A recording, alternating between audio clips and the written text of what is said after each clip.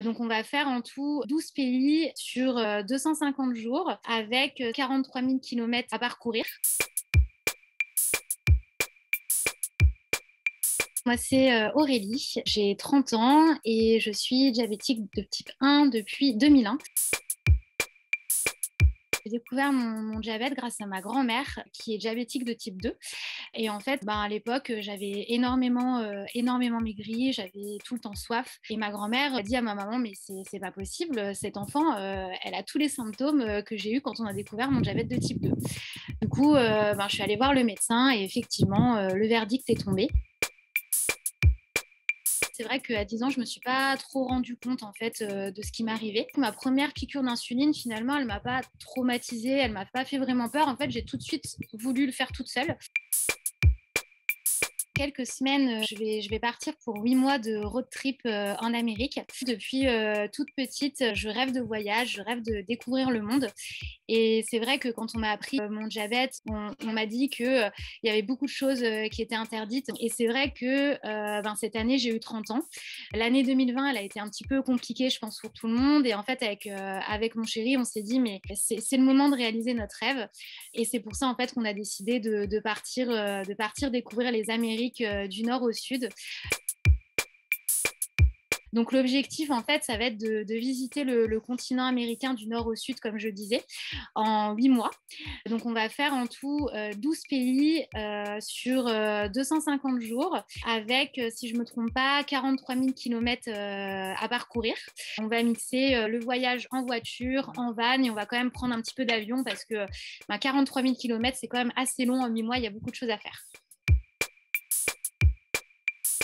C'est un projet qui est assez atypique. Et quand on a une maladie comme le diabète, ça demande énormément d'organisation. Donc c'est vrai que moi, la première chose que j'ai faite, c'est que j'ai essayé de trouver des informations sur le net, tout simplement.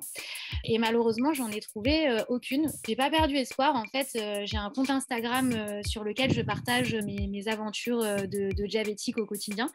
Et en fait, j'ai lancé un appel à témoins et j'ai demandé si parmi mes abonnés, il y avait quelqu'un qui aurait fait ce type de voyage.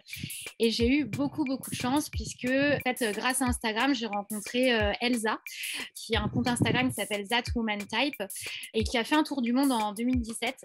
Et c'est elle, en fait, qui m'a apporté énormément d'informations. Elle m'a beaucoup rassurée et, en fait, elle m'a listé toutes les choses qu'il fallait faire. J'ai mon fichier Excel dédié du coup à la préparation du voyage avec mon diabète.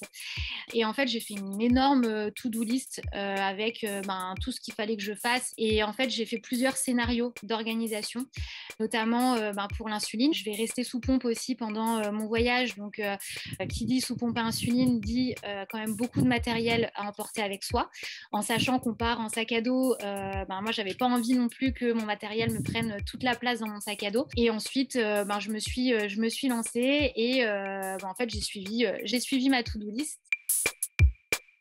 En fait, le challenge a été de savoir comment est-ce que j'allais emporter tout ce matériel avec moi. J'ai décidé de prendre 3 mois de matériel avec moi.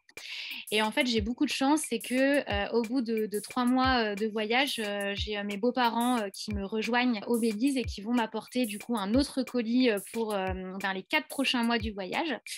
Et pour ce qui est de l'insuline à garder au frais, j'ai acheté en fait des petits sacs isothermes dans lesquels en fait je pourrais transporter mon insuline.